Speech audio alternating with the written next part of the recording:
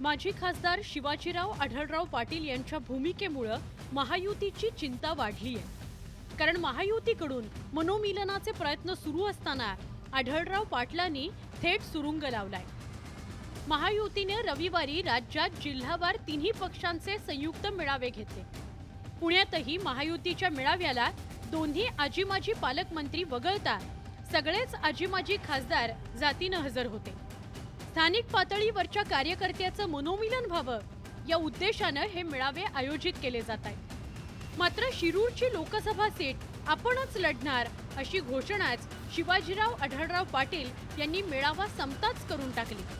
आम्ही सुद्धा क्लेम केले, अजितदादांना सुद्धा क्लेम केलाय, परंतु शेवटी तिन्ही पक्ष एकत्रित येऊन ह्या जागेचा निर्णय घेतील।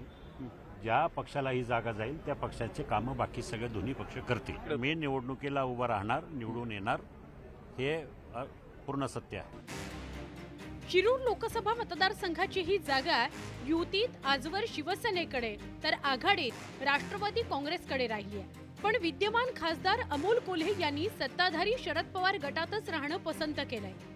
त्यामुळे शिवाजीराव आढळराव पाटलांची उमेदवारीची वाट मोकळी झाली होती।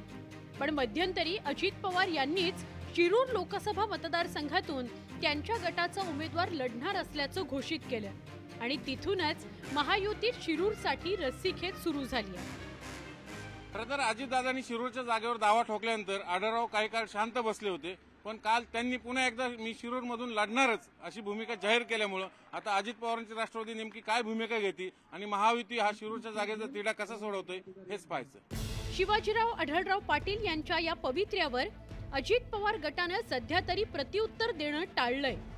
पण अजित पवार गट सहजासहजी शिरूरची जागा सोडण्याची चिन्ह नाही।